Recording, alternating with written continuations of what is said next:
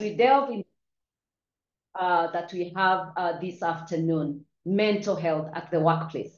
And as I usher in Daktari, I want to start by saying that mental health is very, very important, just as any other health is important. Just as the way we take care of our physical well-being, we think about our association with one another, the organ of our mental well-being is also very, very important. And so welcome, stay put, and get to hear and also interact and be part of this as we get into this topic this afternoon. So Daktari, karibu sana and take us through this. Wonderful. Asante sana, Doreen. It's always fun doing webinars with you. And today we are talking about one of my most favorite topics, mental health at the workplace. Wow. Let's look at this first slide and see if there's anybody who identifies with it. Okay.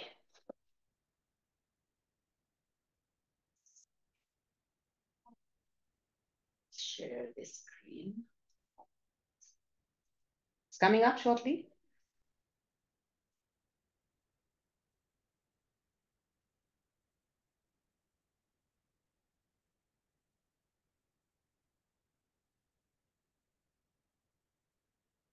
Let's go on to the next slide, please. And let's see if there's anybody who identifies with that slide.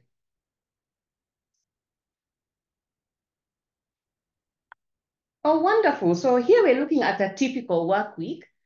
And who else other than one of my most favorite cartoon characters, Snoopy. And so Snoopy's going through the week and hey, Saturday, what do you see there, Doreen? How is Snoopy feeling on Saturday? Unexplainable. It's just a feeling. Looks like high feeling, kind of. Yeah, he looks rather happy, doesn't he? Yeah, he looks excited. Yeah. Hiya. Then Monday reaches. Oh my, don't speak to me. He actually looks annoyed. Agitated? Yes. And by the time Tuesday, at least Monday he was standing, but he was saying, don't speak to me. So imagine you've gone to his workplace to be served there. Don't get into my business. Yes, don't get in my business. And you're like, okay, you're waiting to be served. And they look at you like, what do you want? Wewe mwenyewe ulitoka nyumbani ukisema unakuja kazini, si ndio? Anyway, so so Monday, Snoopy said, don't speak to me. Tuesday, hey, they've already lost energy. They're like, God, get me through this day. God, if you get me through this day, I'll be so thankful. As for Wednesday, jamani, sasa wanakufa. Please, they are feeling now, let me die. Can you see that dark cloud over their head? Is it a die day? Hiya, Thursday, things are changing. What do you notice? Oh, life is slowly seeping back into my body. Imagine. At least anaanza kuamka. They're becoming a bit alive. Friday, yeah, even their eyes are open. Anticipation. A Friday, a day like today. And then anticipation. Why do people have this? It's a Friday. Why? So, yeah. What's so special about Friday? Break, of course. From the routine. From the routine. Yes. But I thought the work is supposed to be the most exciting time of your Monday to Friday is supposed to be the most exciting time of the week for you. Well, yes. It depends. It depends. Maybe to the workaholics. Okay, fine. Anyway, as far as I know, if you're in the right place, right job, doing the right job that fits in with your skills and talents, you have a good team, you're communicating well, you're working with purpose, you're feeling that you're being recognized and rewarded, you most probably be feeling like the way Snoopy looks on Saturday and Sunday. Because Friday, he's woken up, he's anticipating all the wonderful things that are going to happen over the weekend. Saturday, he's enjoying himself. As for Sunday, joy galore. Hata na smile na nacheka kabisa. Yes. Alafu ikifika Monday, mood imepotea. And don't leave us out, Doc. You're saying he. I'm sorry. Oh, sorry. He, she. Yes, but she. Snoopy is a male dog. Okay, fine. Okay. So they. They. So for the people on this webinar, by the way, thank you for joining us on the webinar. It's awesome. Is there anybody here who's feeling like any of these days? Able type in whether you're feeling like today it's Friday though, but are you feeling like Thursday on the cartoon? Are you feeling like a Sunday? You're feeling like a Tuesday, or you're feeling like Monday? Let's see. Post some things in the chat box and let Doreen have a look for us. Remember, we're talking about mental health in the workplace, and we're saying that people go through different emotions during the day, during the week. And some people might experience this. Sometimes you might experience this, not every day. And from the chat, let's see, anyone who has posted how they're feeling today? Who identifies with any of those feelings? That on that cartoon. You can name them as you're feeling the same as the Friday feeling or the Thursday, Sunday, Saturday, or you're feeling like the Monday feeling.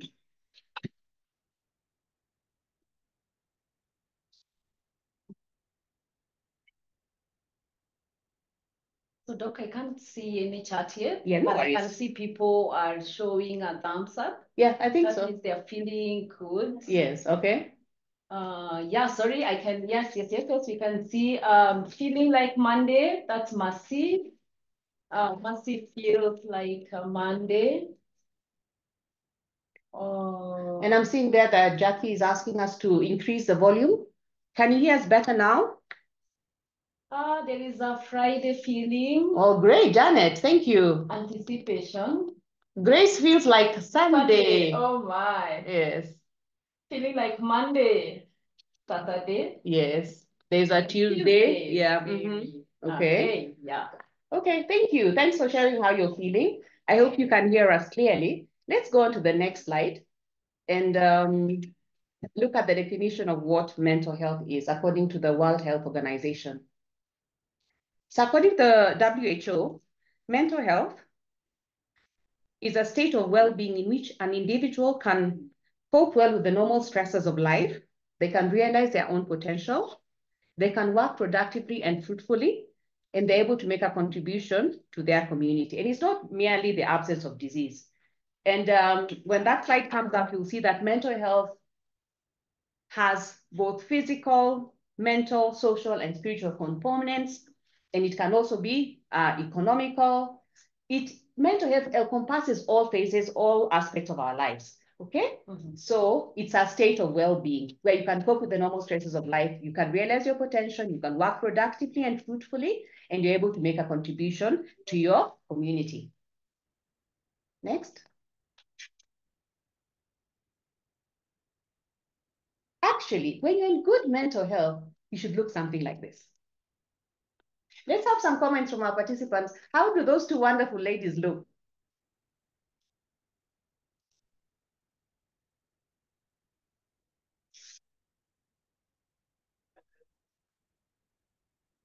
Oh, somebody's saying that I'm seeing lots of love hearts, thumbs up. They look happy. They look good. Is that how you feel when you wake up on Monday morning?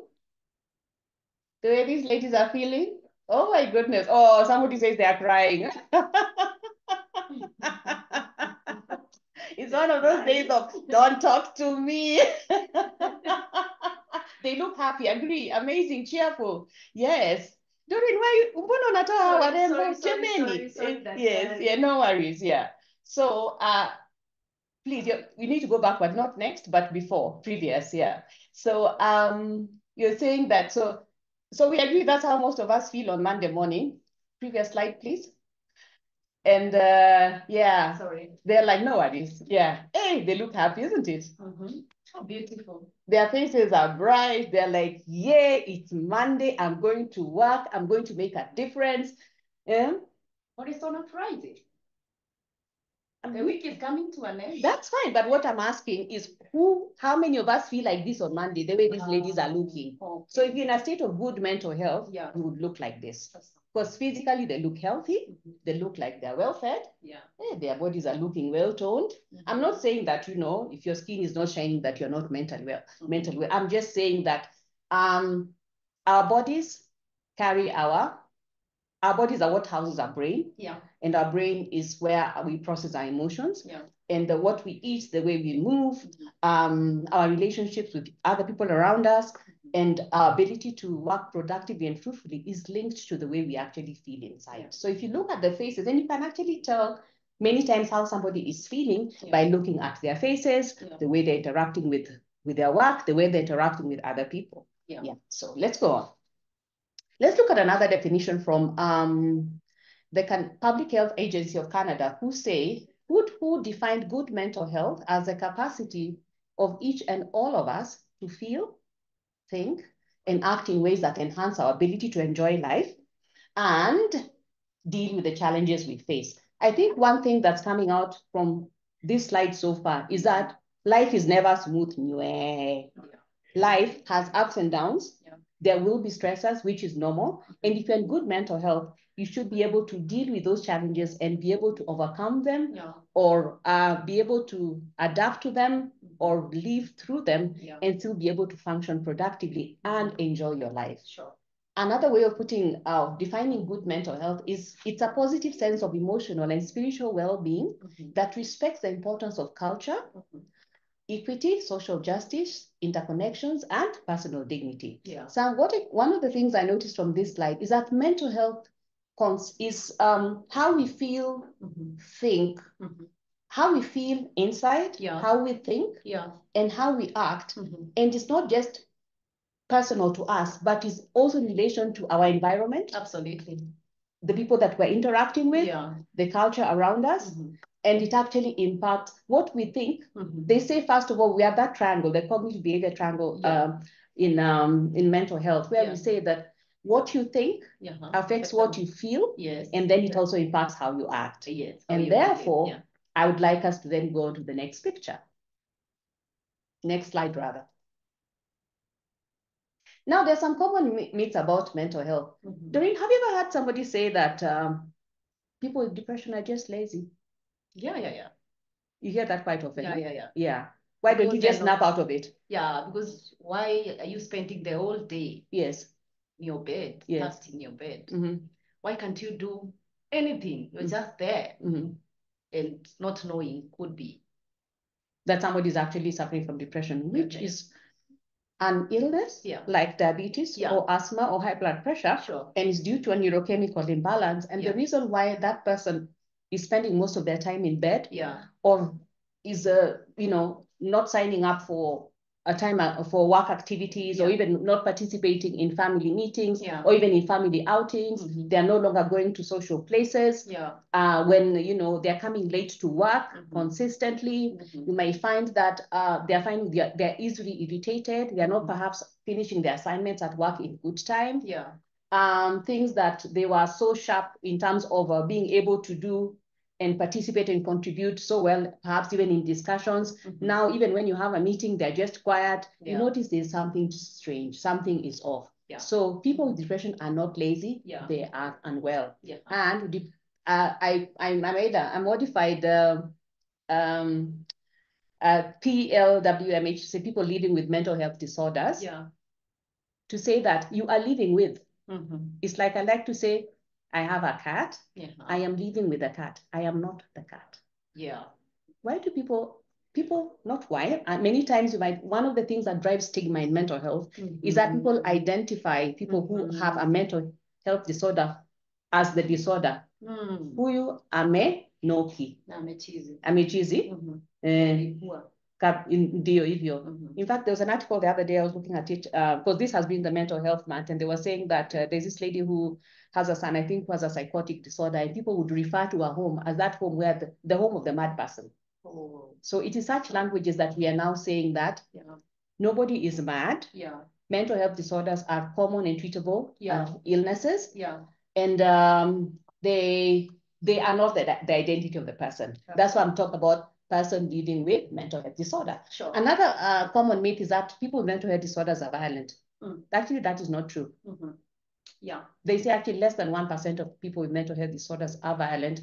And if you find somebody becoming violent or agitated, it is most likely because they're under extreme distress, or they're hearing and seeing things, what we call hallucinations, which the rest of us are not seeing. Other people can also, another common myth is that alcohol or drug addiction is a moral weakness. Is that true? It's not true. Why? Remember what you said about neurochemical imbalances. And also when we talk about hormonal issues.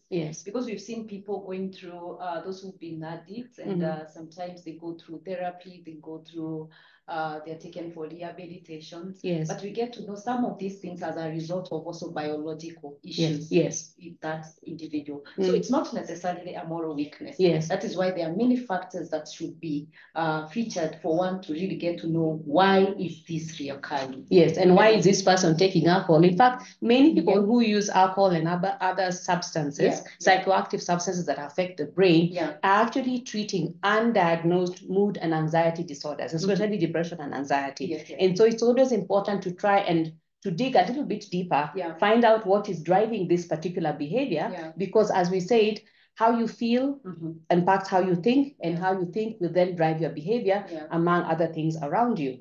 And therefore, alcohol and drug addiction is not a moral weakness, it's a disease that needs to be treated. Of course, it's very draining for the family members and friends and the people who are close to the person who might be addicted to psychoactive substances, because they are most likely not functioning optimally, but something can be done about it, and there is hope. Now, one of the most common concerns that I get from my clients is that I'm afraid to start taking antidepressants or medicine for anxiety because I'll get addicted. Is that true? Well, to some extent, yes and no. And that's why when one is put on treatment, there is usually that routine of keep on coming, reviews, and get to know where one is. Yes. It is true, I came across such a client who told me I was put on a certain drug, and I decided that drug was simply to deal with some side effects. Yes. But ended up being on that drug, and at some point it became like she cannot do without that drug. So it is so possible. And that drug, what it was mimicking is that I don't want to feel other feelings. I'm in my own world. And anytime that person could feel a bit depressed, could just get back to that drug with a prescription to the chemist and get the drug. You brought up a very, very important point. Yes. Please stop refilling your prescriptions by your own. Thank you. What has been shown to work by science, and scientific studies have shown that if you have a mental health disorder, I'll talk more about whether it is schizophrenia, a psychotic disorder, whether you have bipolar mood disorder, depression, anxiety, what works best is combining medication and therapy. And for those, you need regular visits both to your psychiatrist and to your psychologist, like Doreen. So actually in mental health, we work as a team. Sure. And when people say that you become addicted, I tell them the main side effect that I'm looking for in this medication that I'm writing for you is that you would feel better. And we are going to start a journey of wellness that might take us a couple of months to help you get to the optimum functioning. And then from there, you need to be on your medication regularly and also continue dealing with any stressors or any other factors that are impacting you through therapy, so that you're able to build resilience, new coping skills, and build new pathways in your brain, including even the medication. Then with time, we'll also be able to wean you off. Sure.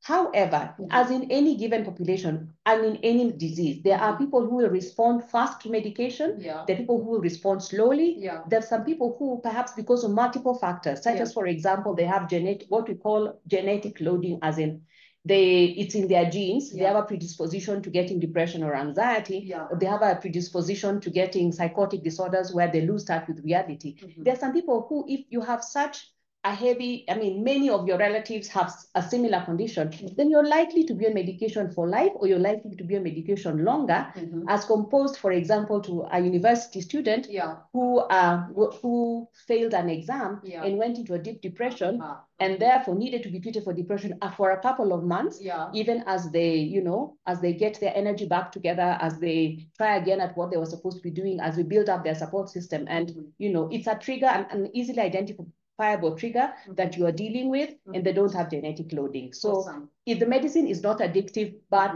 for some people, you might need to stay on the medication for a long time. But what works best, and people need to know this, is having medication and therapy. Medication therapy. Yeah, medication and therapy working together. Now, there's another one. Only mad people visit psychiatrists.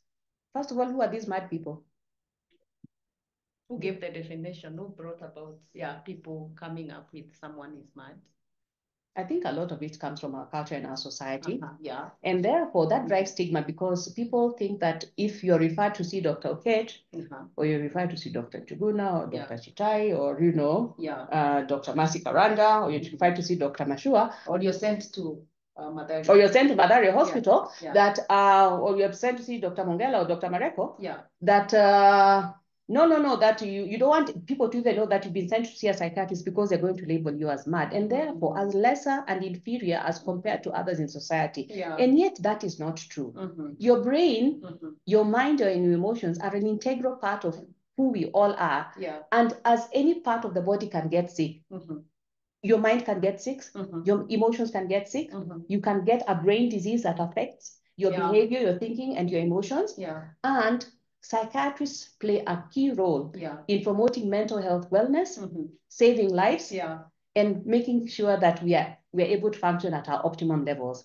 And so psychiatrists are team members who work with psychologists in the mental health team, with the social workers, with occupational therapists, and psychiatric nurses, with counselors, and also with other members of the mental health team. So if you've seen your doctor, or you feel you're not feeling quite yourself consistently, and your mood is persistently low, or you're getting very anxious, you can't sleep at night, you find you're easily irritated, or you're beginning to forget things too often, then it's time to visit a psychiatrist, and possibly also see a psychologist for them to work together to help you regain your good health.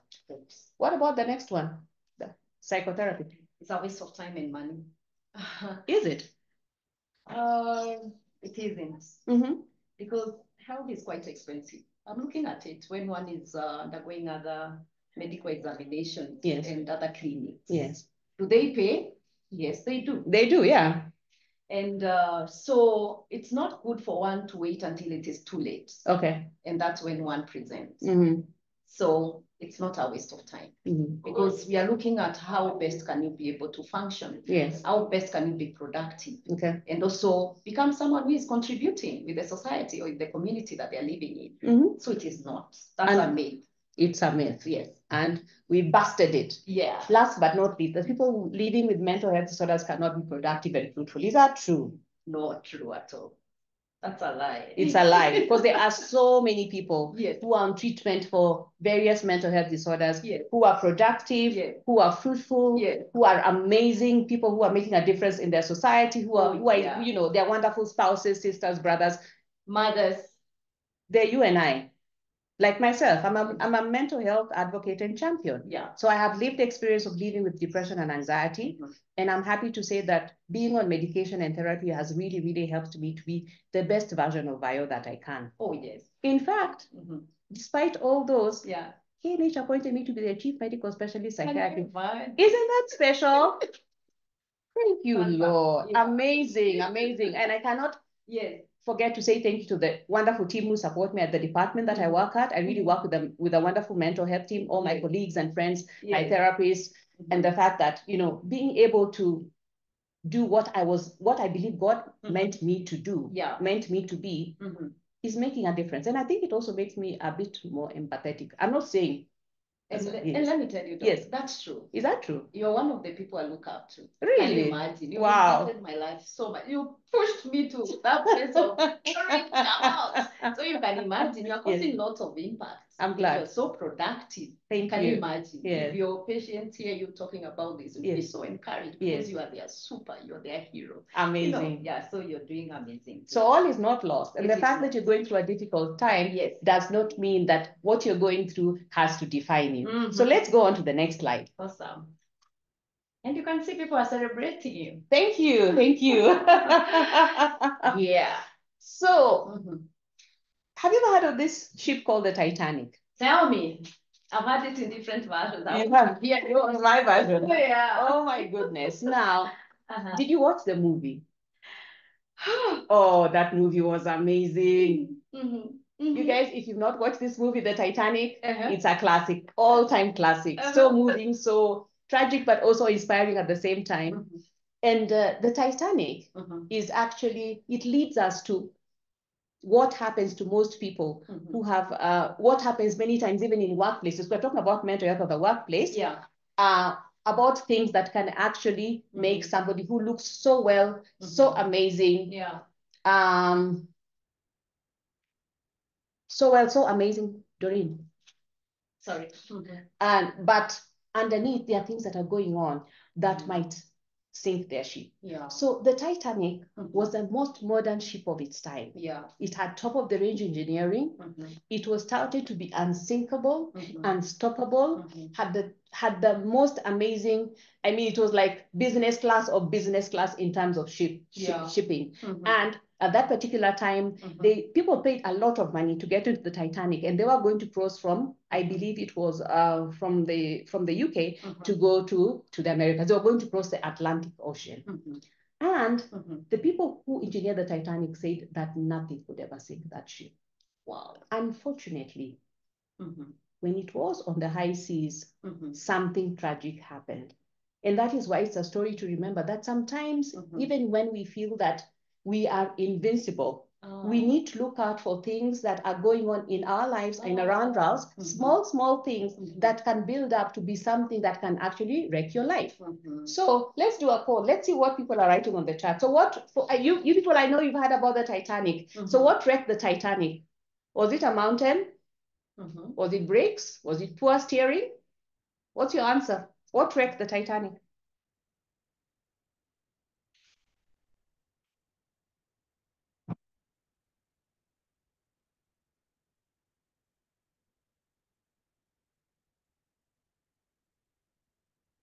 Iceberg, yes. Yes, it wasn't a mountain. It wasn't that the brakes failed. It was an iceberg. It wasn't poor steering by the ship of the count. It was an iceberg.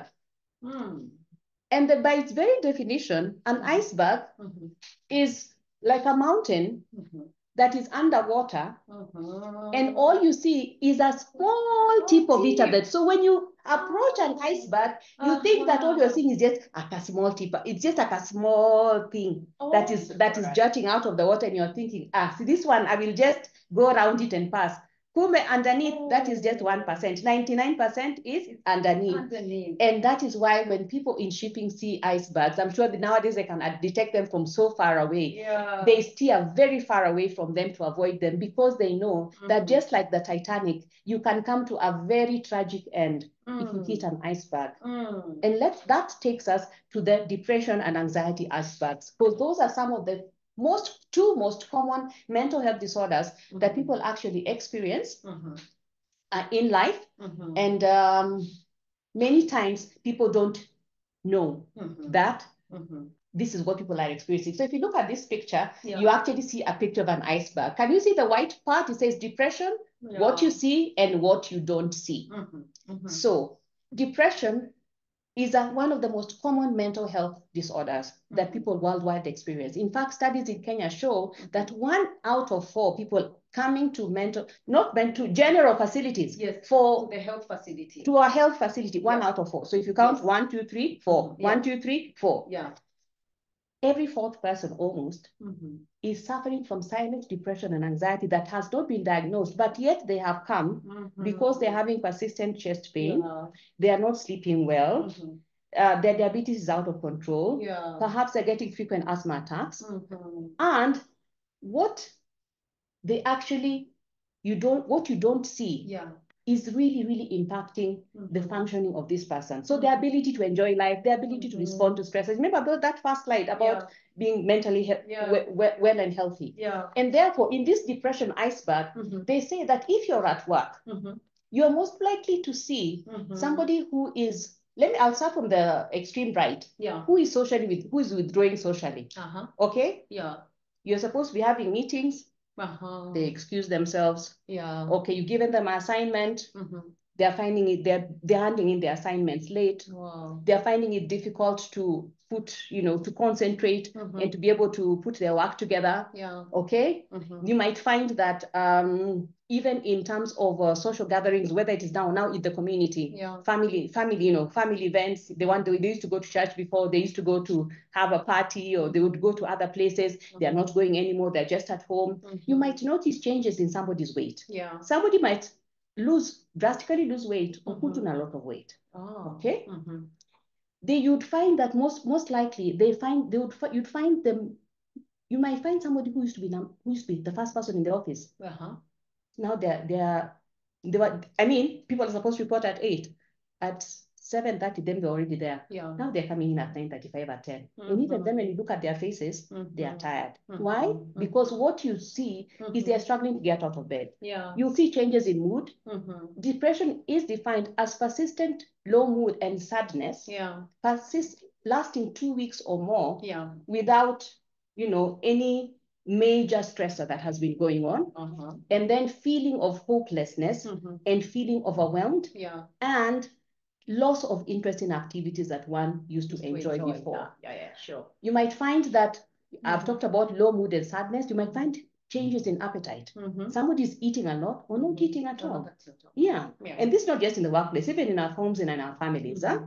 But what you don't see is what this person is experiencing. So I'd like us to concentrate on this slide. And this, by the way, I really, really commend the source of this slide. Is called the Depression Project. Please Google it. They're on Instagram, they're on Facebook, they're on so many other places, and it's a wonderful support for people who are living with depression and anxiety. And so what you do not see in this person who has suddenly started coming too late to work, is not participating, is not functioning at their full capacity, is they're having difficulty in concentrating, they are forgetting things, they are feeling lonely. And since depression, mental health disorders, you won't like have a fever, you get, or you won't have broken your arm. So you're just looking normal, but it's your behavior and interaction with your environment, in your workplace, and even your family and your society, which is changing. So what they're actually feeling is they're not getting joy out of anything. And that is actually one thing that actually drives people to suicide. Sometimes people ask, why did this person commit suicide? And yet they were so rich and famous and they had so much money and all those things. I mean, and had a wonderful family and they had good friends. They were laughing around. Yes. But inside, they were struggling. They were not getting any joy out of anything. I like to explain it like this because I have experiences on a personal level. And there are still some days when it is very, very difficult for me to get out of bed. And there are days that I wake up and I'm like, oh no, it's morning. Instead of thinking, thank you, Lord, it's morning, I'm like, good Lord, it's morning. Imagine I'm so thankful that I'm functioning well. I can get joy. But imagine the saddest day of your life. And then that is how you feel every day, all the time. So that is what people with depression go through. They might experience extreme lethargy, very, very low energy. They go to sleep tired, they wake up tired. Okay? They have cognitive distortions, such as believing that things will never get better. They feel guilty. I mean, if you keep on coming to work at 11 a.m. and you're supposed to have been there at 8, and you've explained that how umekupea, flexi time, and you're still struggling to get out of bed. When the first day you'll excuse, oh, I got late, the next day I did this. Sure, you also feel guilty because you're letting your teammates down, and it's not your fault. Okay? They fight intrusive thoughts. They might hate themselves, feel dissociated from who they were before depression, feel disconnected from the world, and feel, of course, ashamed. And if it goes workless, they might feel numb, and you might feel there are also body image issues where people see that, they don't look beautiful, they don't look acceptable. And when depression goes untreated and unsupported in terms of care, medication, therapy, and the other lifestyle modifications that we talk about, then it will actually it could lead to suicide, because some people, when depression is very severe, suicidal thoughts are very common, and somebody feels hopeless, helpless, they lack joy all the time, they are tired all the time, they feel they're not useful to anybody in society, and they'd be better off dead. But yet, those are just some of the lies that depression tells you. So depression is, if you notice this in yourself or in your colleague, please reach out for help. Let's go on to the next iceberg. I think it's another iceberg. The other most common mental health disorder that we see in society is anxiety. So if somebody is anxious, anxiety becomes a disorder when it is persistent fear or feelings of doom, or feelings like things are not going to work out, you're on edge, you feel tense all the time. It's like, you know, the feeling that we get just before an exam or just before an interview, you know, that's a normal response, the fight, flight, fright response. But when those feelings are persistent, to the extent that they're affecting your ability to function, then it becomes a disorder. So what you see is somebody who's nervous, who's fussy, they're tapping their hands, you know, they're walking up and down, you know, they keep on running to the loo. They might develop physical symptoms such as even feel like they might get chest pains, feel like they cannot breathe, they might get panic attacks, they might feel like their tummies are settled all the time, they keep on running to the room, they might develop loose stool, diarrhea, you might also develop constipation, right? Isn't it? Yeah. The other things that what you see is somebody who might also withdraw because especially like in social phobia, where you are afraid of being in crowds or standing in front of people, performance anxiety, okay? You're supposed to make a presentation like myself today, and then you're like, oh my goodness, how will this presentation go? Me, I don't think I can make it. Dori, you just take over, and you're like, Daktari, this is your presentation, please go ahead. It is normal to feel anxious, but when that anxiety takes over your life, it's time to reach out for help. Somebody who's anxious will overplan because they want to make sure that all the bases are covered, so that nothing goes wrong. They're so afraid something is going to go wrong. They are on edge. They're likely to be easily irritated. They might have outbursts of anger, okay, and irritability, and that of course will affect their relationships with their workmates and the people around them in the workplace. What you don't see, what they're actually experiencing, is they feel unsafe constantly. They feel something bad is going to happen. Something harmful is going to happen. And of course, as human beings, what do you call it? The normal response is we are built to survive and thrive. Think of the lion in the jungle with the antelope. They say that when people wake up in the jungle, everybody's running. The antelope is running and the lion is running, and whoever runs faster catches the other one.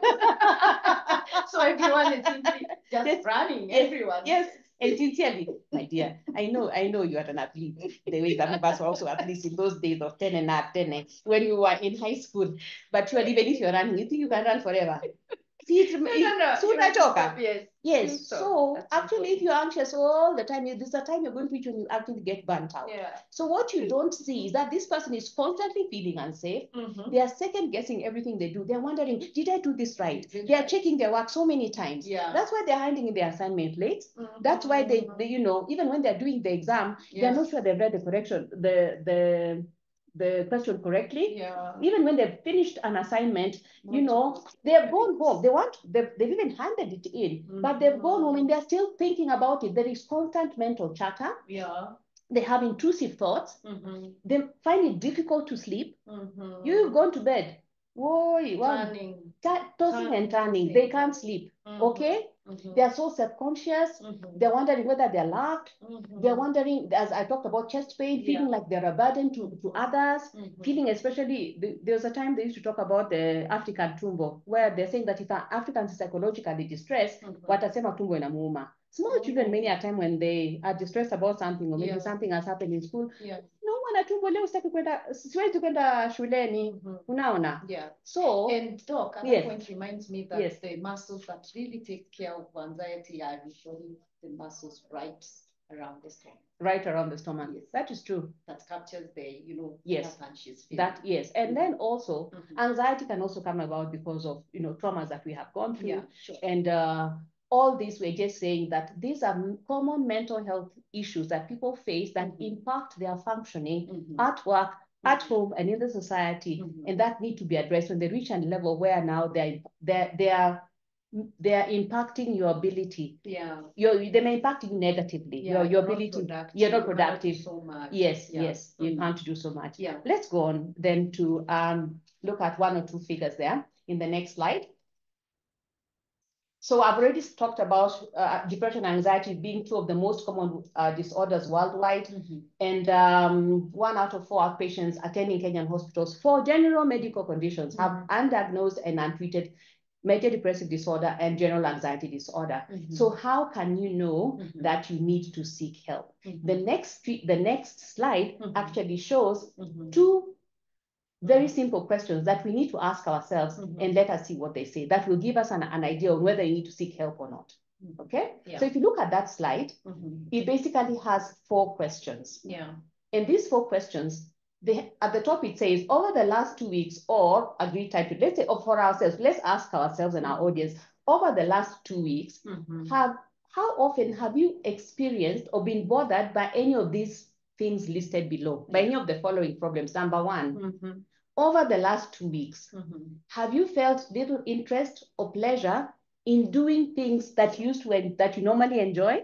Like, for example, Doreen, you and I both enjoy singing. Yeah. Yeah. So have you found, like, over the last 2 weeks, you found that you don't feel like singing at all? And if so the answers are 0, not at all, several days, more than half the days, or nearly half the days. Okay, so let's score yourself. Okay, so score yourself. Is it a 0? Is it a 1, a 2, or a 3? Okay. I'm scoring myself. You're scoring yourself. Yes. Okay. And question 2 is, over the last 2 weeks, have you been feeling down, depressed, or hopeless? Feeling excessively, when I say feeling down, they mean you're feeling sad. You're feeling excessively sad. Excessively. Sad, depressed, or hopeless, or like life is not worth living. So you score yourself, you're either doing 0, 1, 2, or 3. Now, add up what you have. What do you have? Me, I have 1.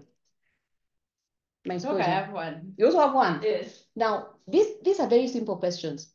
If you scored 3 or more, a total of 3 or more, for number 1 and 2, it means you have a strong possibility that you actually have clinical depression that needs treatment. The second question, number 3, feeling, so I scored 1 because I scored 0 on number 1, and I scored 1 because there are some days I'm just feeling, oh no, I don't want to go anywhere. Anyway, thankfully there are not too many. I used to be on 3 for a very long time, and you couldn't tell also because I would look normal, but inside I was really, really suffering. So when I overcame societal stigma, and my personal stigma, and reached out for help, it has made my life so much better. Awesome. And I'm thankful. And I'm a living example that you can actually function well and be productive. Sure. Yeah, there is help out here. Right. Don't suffer alone. Reach out. It's okay to be okay. Not it's okay. Okay not to be okay. It's okay not to be okay. Okay, fine. So read for us number 3 and 4. Feeling nervous, anxious, or on edge. Over the last 2 weeks. So have you been feeling excessively nervous, anxious, or on edge over the last 2 weeks? So it's either not at all, 0, several days, more than half days, or nearly every day. And then number 4, over the last 2 weeks, have you not been able to stop or control worrying? Do you find yourself worrying all the time?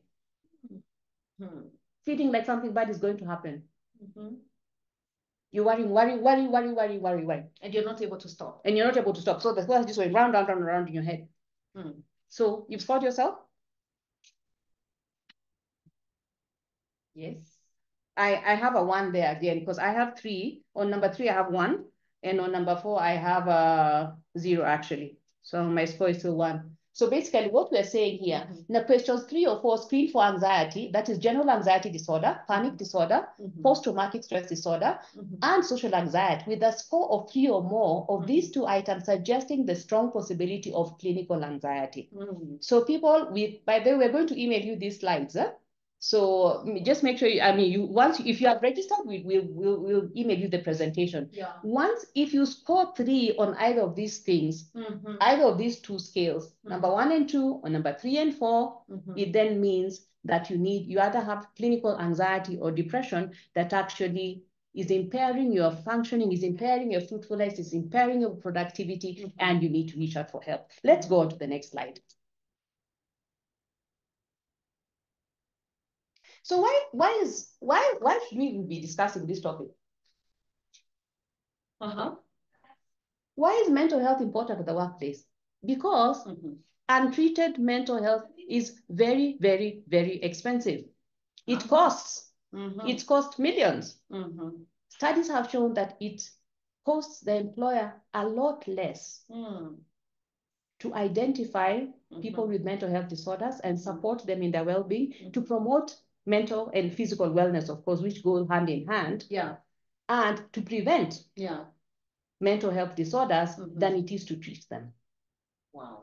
And the importance is because when somebody is not functioning well, if they are depressed, anxious, if they're addicted to a substance, if they're hearing voices, if they have gone through traumatic things and they are experiencing panic attacks, or they have PTSD, post-traumatic stress disorders, then they're more likely to get sick of and be absent from work. Or they might be present at work. The running joke about the Kenyan civil service, which has been there for so many years, is actually going to an office and you find a coat and an empty chair. That's actually not presentism. No, that is absenteeism. That is because, I mean, the court shows walikuja kazini lakini hawapo. Presentism, they are seated there in the court, but their mind is not there. Have you ever been seated somewhere and you're elsewhere? I mean, your body is in Kenyatta National Hospital, but your mind is might even be at home, isn't it? Sure. Because you left a sick child and you're wondering, did they wake up well? Because you left the house before? Yeah. So it's so important for us to screen for and manage mental health disorders and have a mentally healthy workplace so that we can reduce lost productivity, reduce incidence of frequent sick offs and illness, reduce chances of accidents. We have a positive company culture instead of a negative one. And if staff cannot function, you're likely to let them go. Then you have to either start training from scratch, or you have to get new people. Okay. And your training budget will really go up. And then, of course, especially like I'm thinking about we are in the healthcare system. Don't you find that when you see a client whom you have seen before, with whom you have developed a rapport, you're just picking up the story from where they were at the last time that you saw them. But if every time your customers come, or even let's say, I'm not talking even let's say, for example, you own a restaurant. Are there restaurants? So let's talk about the salon where women here. Don't you go to salon because there's a particular person who does your hair in a certain way? And if you find that the nail person is not there, you're like another day, isn't it? So all of us have special giftings and skills and talents that make us unique in our workplaces, and that positively impact our client interaction, client-customer interactions. And of course, if you're working in teams that are supportive and we are mentally healthy, even the people we are attending to, they leave the place feeling satisfied, not just because of what they have been given, but the manner in which it has been delivered. So promotion of mental well-being is cheaper than treating mental health disease. So that's the takeaway from this slide. Let's go on to the next slide.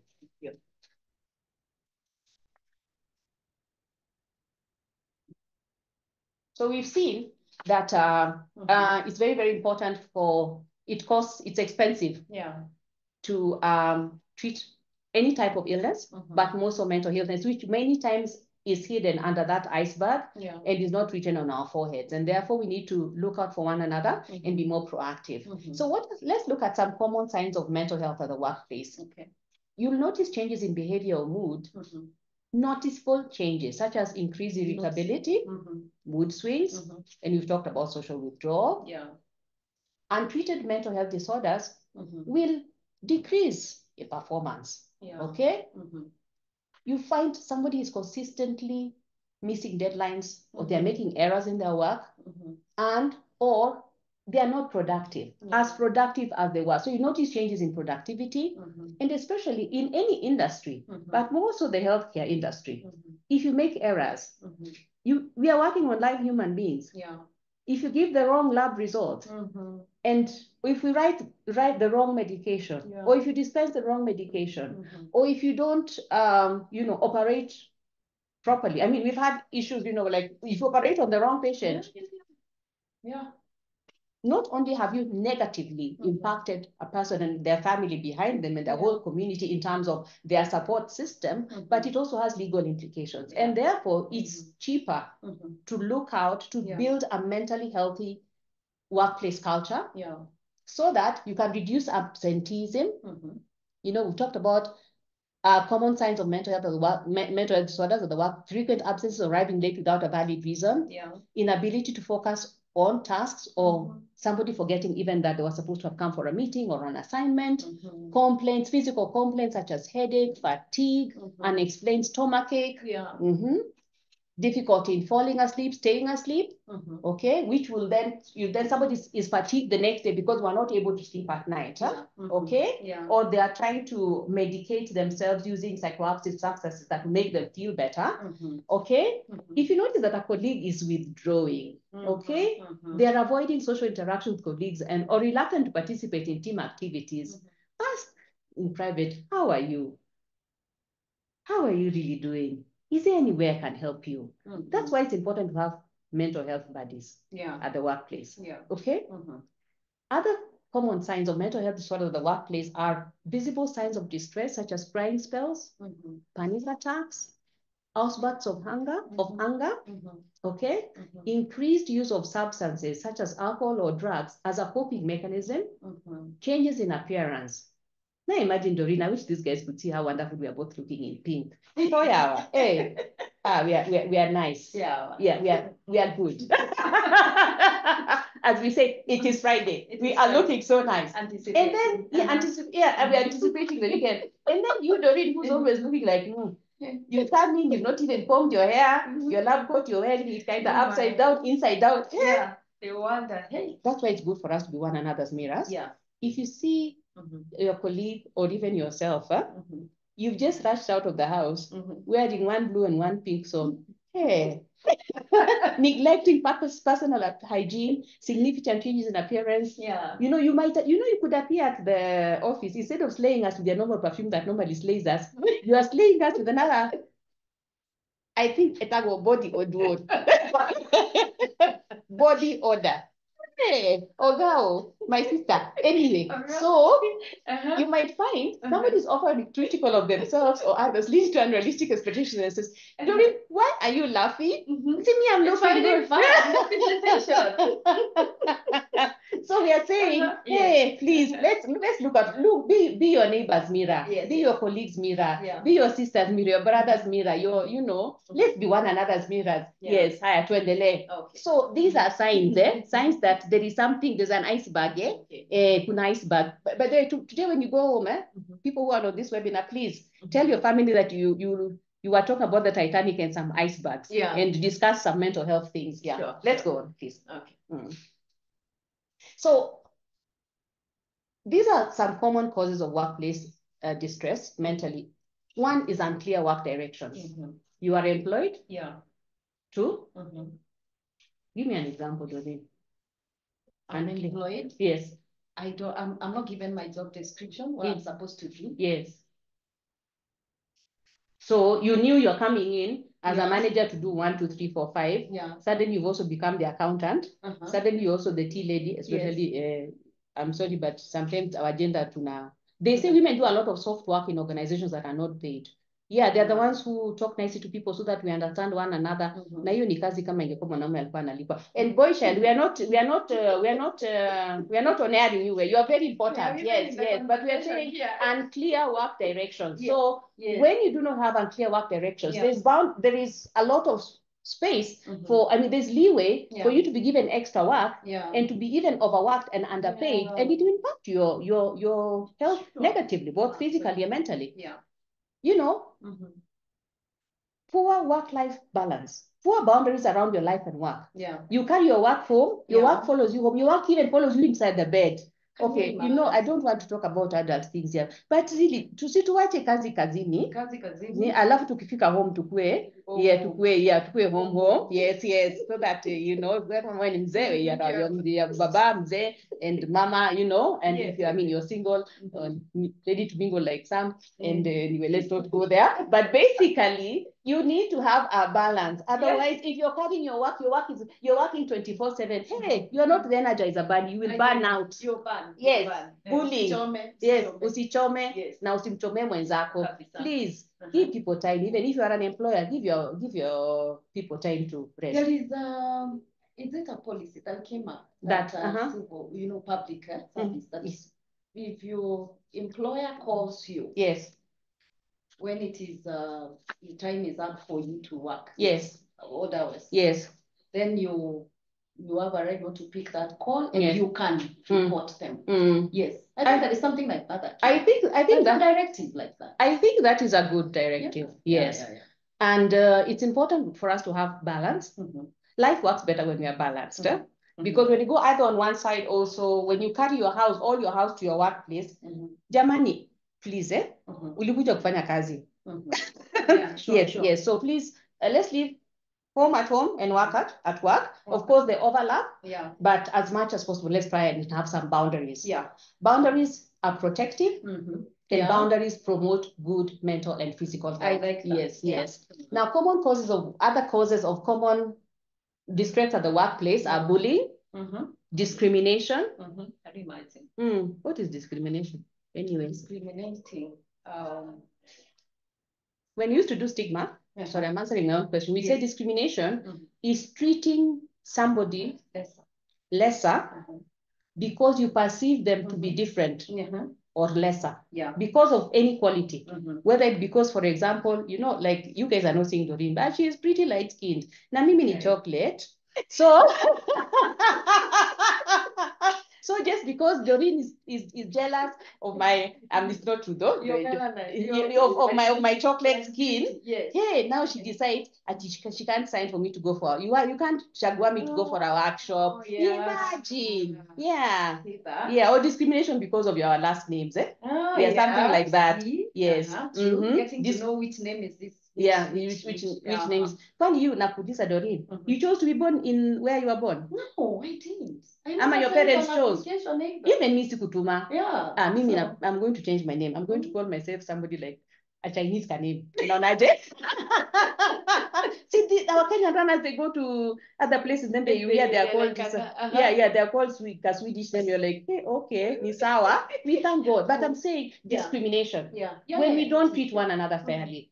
Which brings us to the point that we need to have a workplace mental wellness policy. We need to have a workplace policy about discrimination, about bullying, about sexual harassment. The other thing that causes mental health issues at the workplace and even anywhere is you have a poor fit between what you're gifted in and the work that you are doing.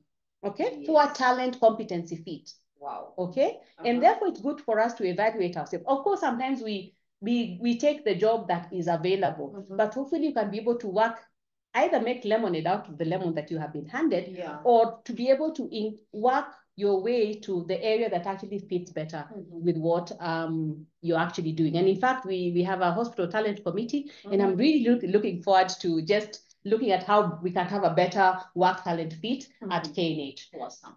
Other thing that very, very distressing is poor communication. Poor communication. You don't hear about things that you need to hear about.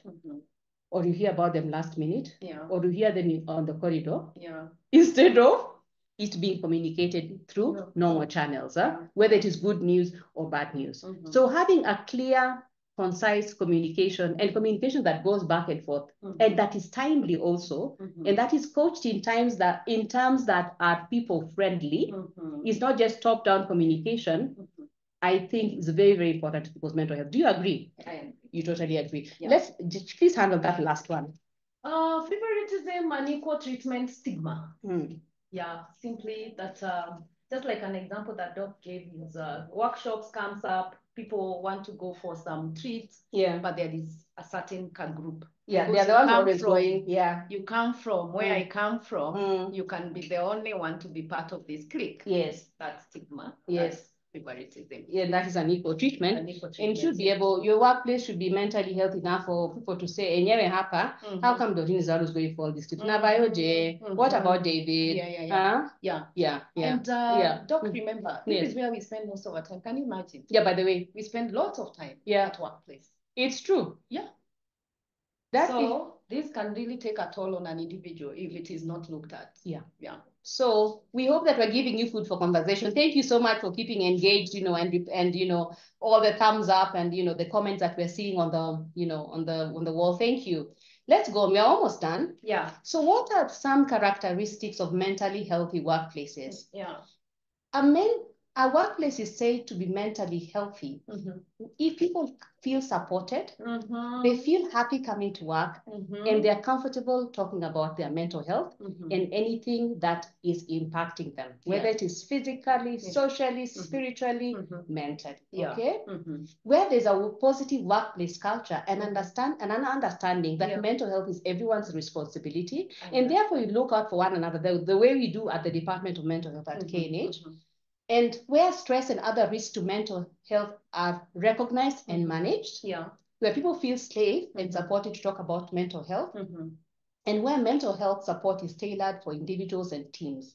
You can get more about characteristics of mentally healthy workplaces in that reference that I put below. Doc, I like the second point. Tell me. Mental health is everyone's responsibility. I like that. What do you like about it? I like that it should be. Yes. It should be my concern. Yes. It should be my business to ensure that I don't have to wait, because I see also this kind of transferring the responsibility. It is these people who are supposed to do this for me to enjoy this. Yes. But when we take it as a responsibility, I care for my mental health. I care for the mental health of the other person that I'm working with. Yes. And out of that, we're able to support each other. Yes. When we take it as my responsibility. Yes. Yeah. So it starts with you. Yeah. And it's you and I together, and we are stronger together. Absolutely. So how do we manage mental health at the workplace? We've already given you tools to be able to look at when you need extra help, when the signs and symptoms of common mental health disorders. Yeah. We've given you a screening tool. And in a workplace that is supporting mental health, we need to be able to have easily available therapy and medical treatment. We need to promote mental health wellness. Identify people who are passionate and enthusiastic about mental health promotion, like myself and Doreen. We are both mental health champions. And like one of the things in an organization, it's important for you to have an employee assistance program where your employees and their dependents are able to access support for psychosocial and mental health issues. Of course, most employers already give you a cover or access to treatment for physical diseases, but where you have other issues that are impacting you, they need to be a team of counselors and psychologists working together to be able to help people, employees and their families to cope with things that are happening in their lives so that they can be able to continue thriving. Also, peer mentorship is very, very important.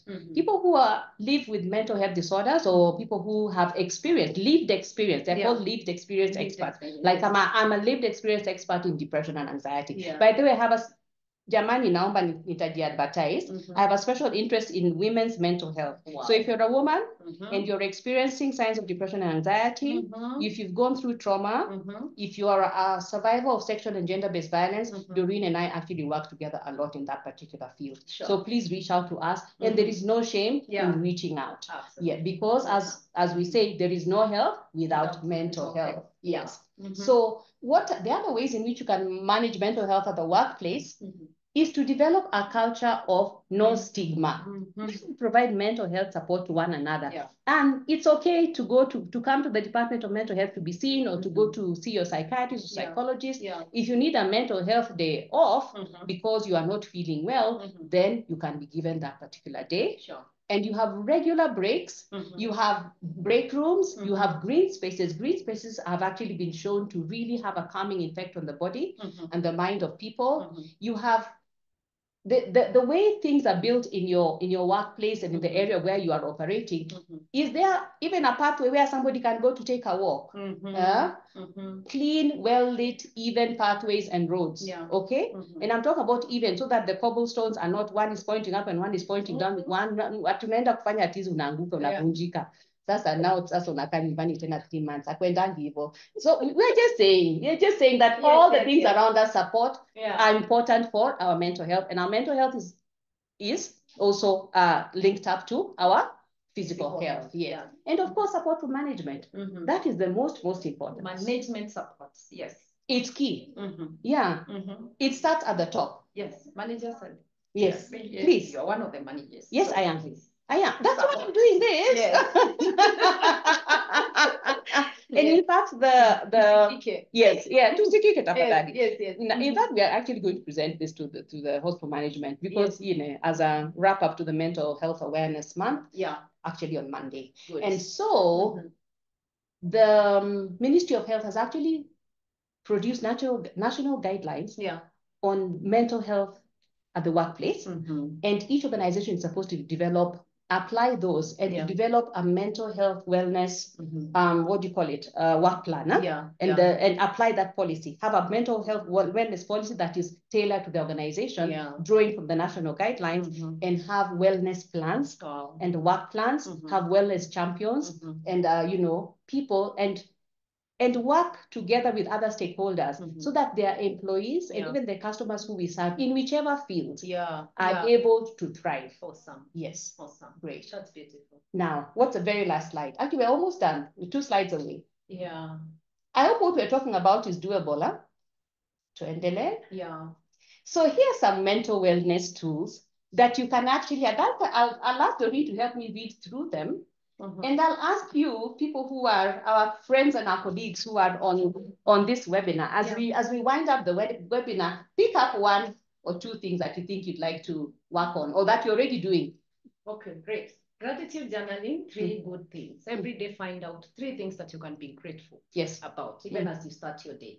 Mindfulness, growth mindsets. Always having that moment to reflect and also opening up your mind to be able to learn new things. Like now, I'm sure there are many things that we are getting to here. Yes. It is very, very important to see how to incorporate some of those things. Practicing forgiveness. I usually say you don't forgive because that other person really needs that forgiveness, but forgiveness serves you first. By forgiving, you're letting go of that load that you're carrying. Yes. You've ever heard of, they say in the language, Kiwaru. That Kiwaru, that Kiwaru is just remaining there. Yes. So by forgiving, you're saying, I'm letting go of all this. I want to take care of myself. Okay. Because unforgiveness also takes toll on an individual who is carrying the grudges. The other person might not be aware of what you're dealing with. In fact, somebody has described unforgiveness as swallowing poison and hoping the other person will die. Thank you. And therefore, that's why the Bible says, don't let the sun go down on your anger. Of course, forgiveness is a conscious decision. And when you forgive somebody, or by the way, we often also need to forgive ourselves because we are not perfect. And when we learn to practice self-compassion, it actually promotes better mental health. When we learn to forgive ourselves and others, because we are not perfect, they're not perfect, and life can be unjust. And there are people who can be people and circumstances that can really be unkind to you. And we are not saying that it is right for somebody to be unkind to you or to do you in. But you cannot control what happens to you, but you can control how you react to it. Now, let me talk about physical exercise a bit. So regular physical exercise. Are you doing some regular physical exercise for at least 30 minutes 3 times a week? Come here. You are? Yes. Let me give you an example of what you're doing with our colleague. And that is why it's very, very important to team up with someone who can inspire you and encourage you. We usually do, we take, before we leave after work, we usually take rounds. Around KNH is huge. Yes. So you'll find us walking. Wow. Before we leave. Yes. That itself, we can do it for 20, 30 minutes. That's amazing. And that is good. And it's fun also because you're with somebody who you like. Yes. Isn't it? Yes. Yeah. Food for thought. So actually the science says that if you can do this, the physical exercise is good for you. Regular physical exercise, at least 30 minutes 3 times a week, regular.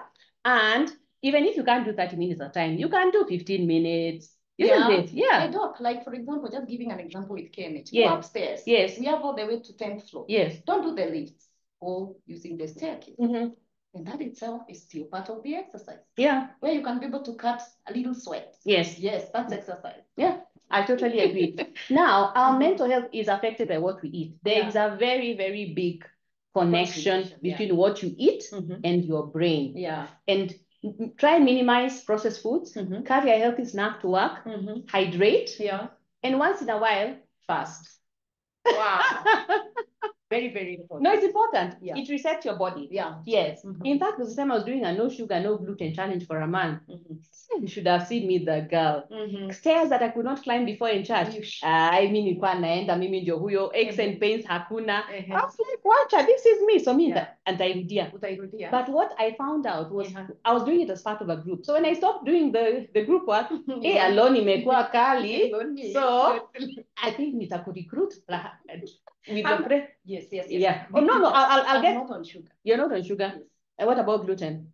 Bread.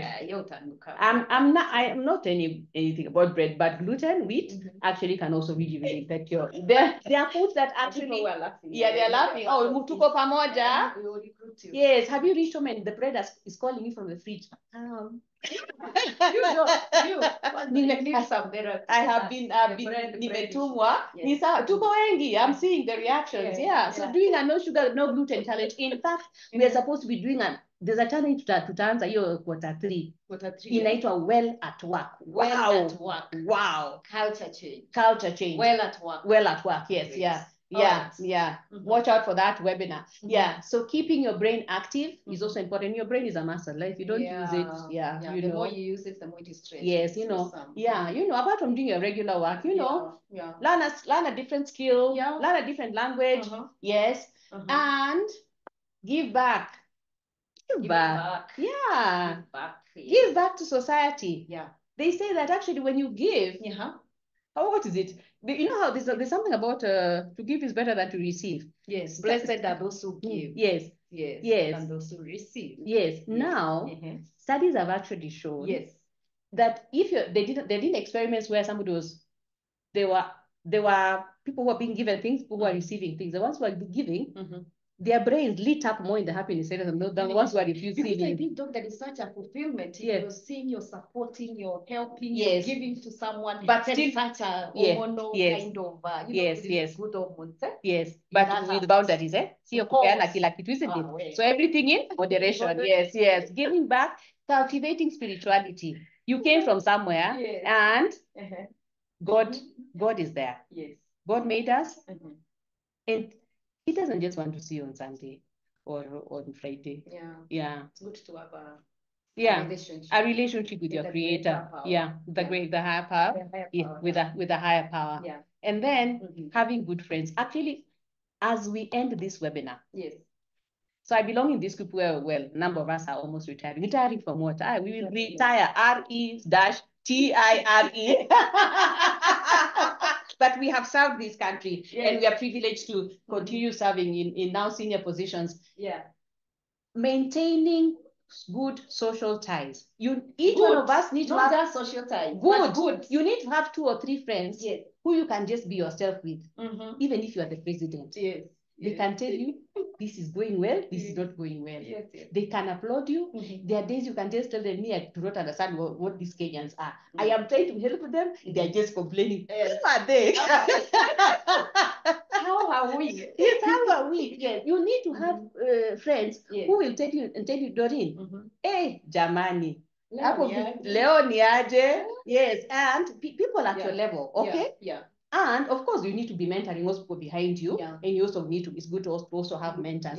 But for people who have good social bonds, 2 or 3 friends who have known you for years and years.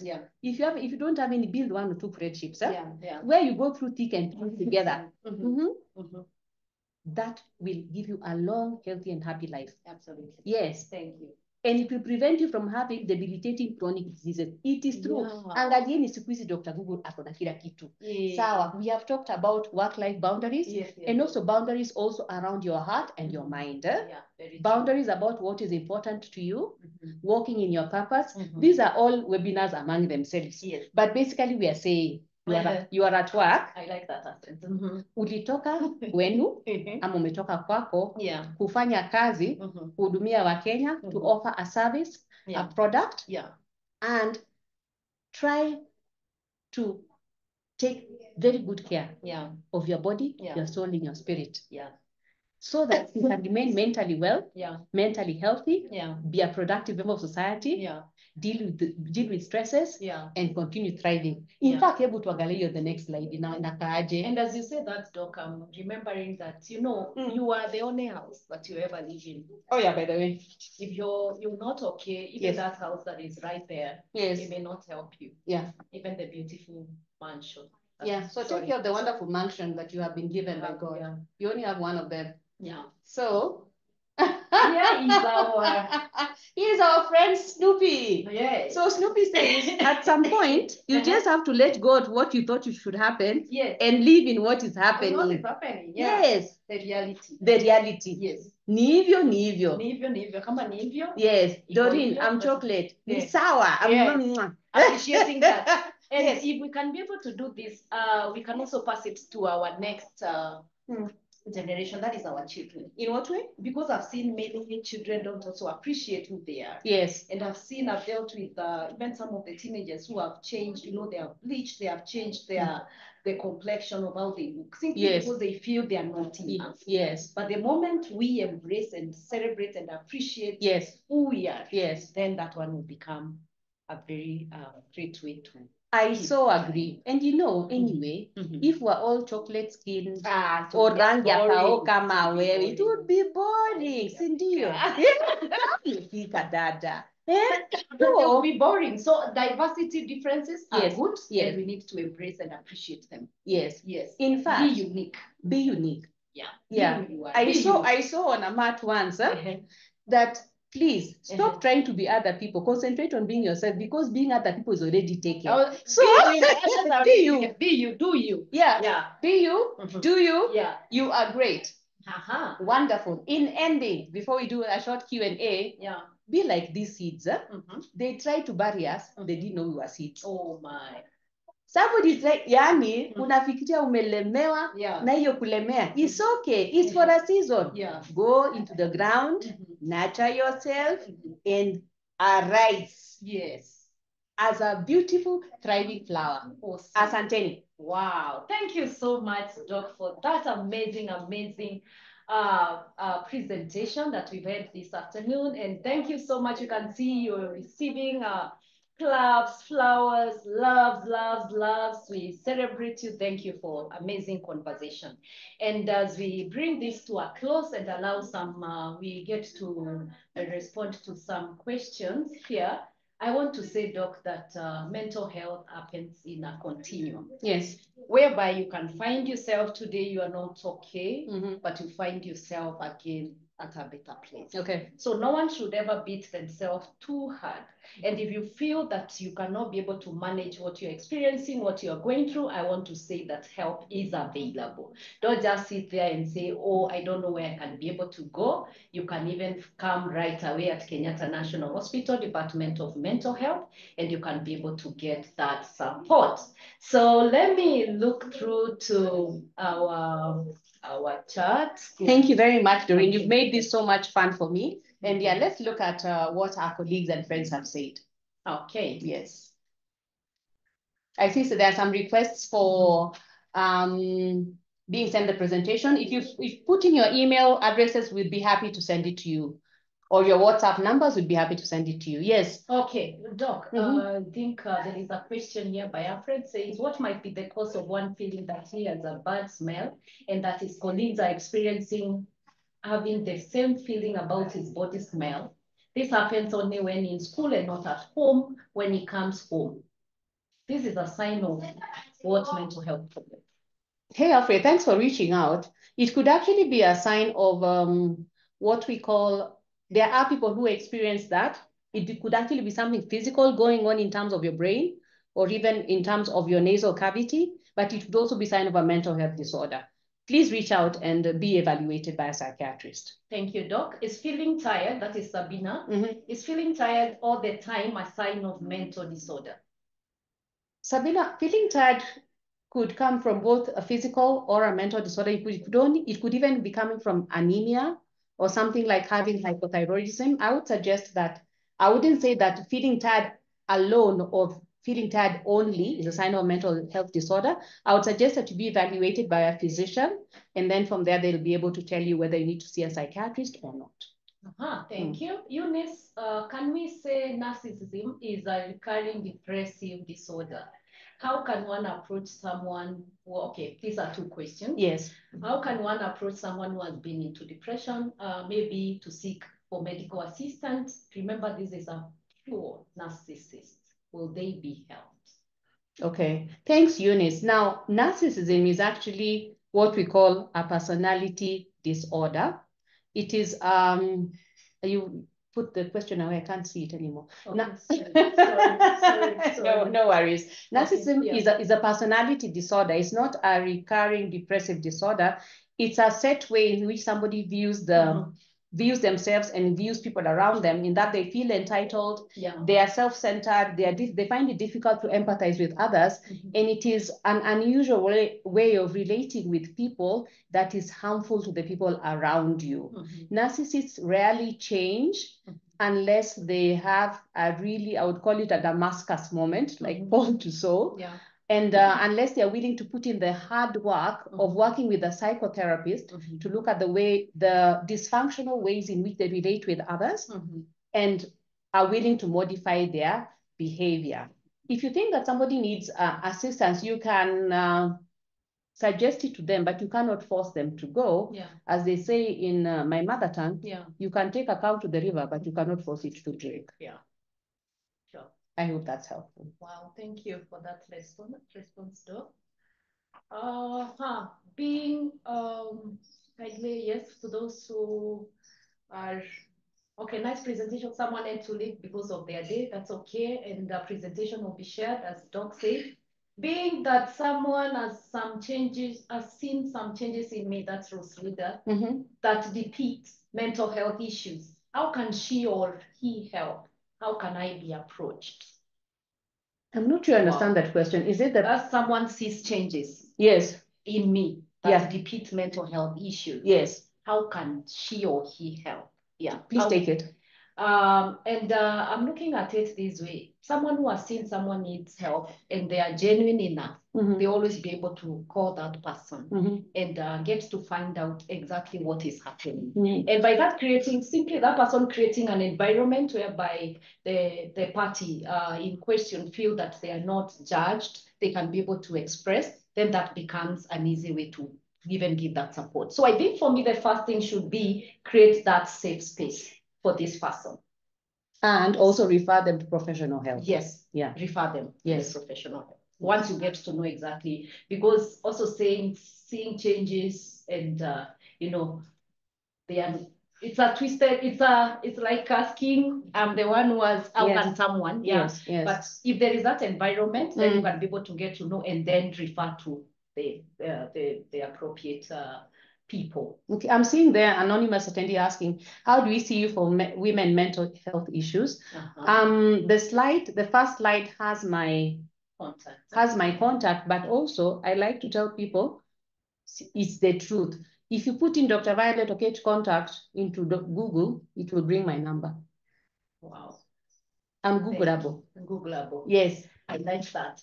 So George is the mental health docket in our facility. Most of our counselors need a refresher course on how to handle people and themselves, get frequent offloading platforms. Ndio wakirudi ofisi wako fresh, not moody. That is so true, George. Yeah. There's something if you're a therapist, or if you're a counselor or a mental health practitioner, you're actually supposed to be going for your own therapy regularly and also meeting with your peers in something which we call supervision. Yes. Not the supervision of boss,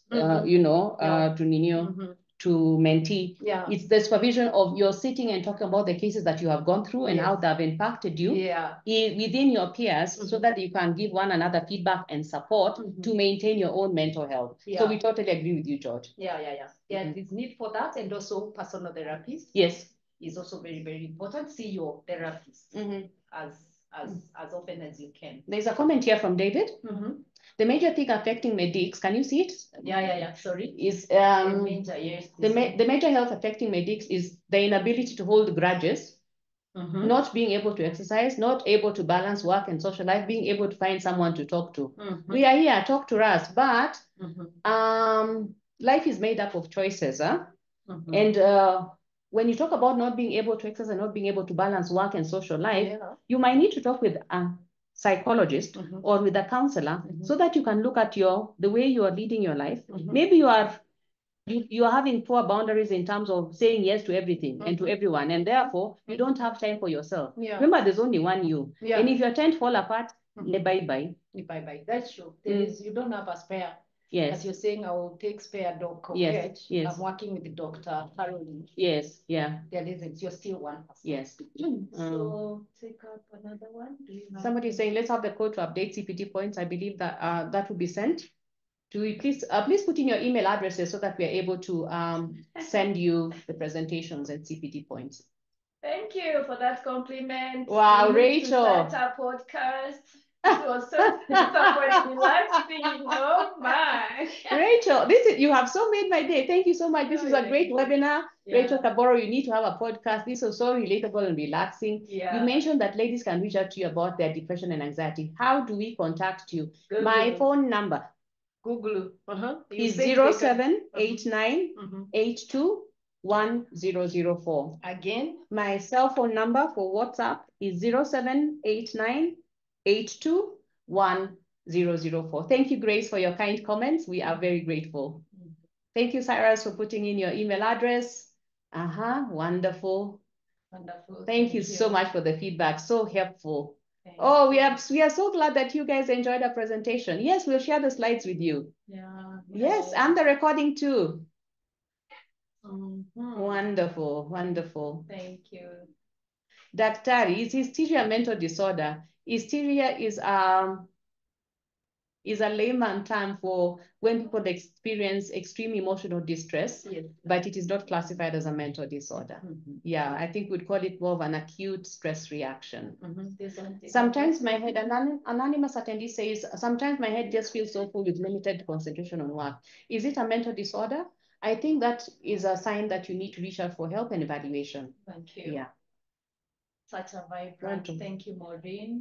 Please read what Maureen wrote. Such a vibrant webinar and insightful content. Thank you. You'll get the presentation on your email. Thank you. Joanna Fulu, thank you for making the presentation light. Anonymous attendee says, I was last on antidepressants and therapy in 2020. The points listed here seems to be an issue with me. I fear cost of seeking therapy. How can you advise? Doreen? I'd like to say that there's a organization called Camille Foundation, which provides free, and there's an organization called Camille Foundation, which I believe provides free psychiatry and counseling services to people who need them. So Google Camille Foundation, Kamili Foundation. Yeah, and there are also, just Google for free counseling and mental health services in Kenya. You should be able to find that. If you are a teenager, aged between, I think, 14 and 26, you can come to the 13 to 26. You can come to 24. To 24. Yes. You can come to the youth center, Kenyatta National Hospital, and what will happen to you there? They'll charge you megabucks. It's free consultation, but you have to pay for your medication if you're put on medication. But it's a free consultation. So Youth Center, Kenyatta National Hospital, sees people aged 13 to 24 for free in terms of psychotherapy and being seen by a psychiatrist or a psychologist.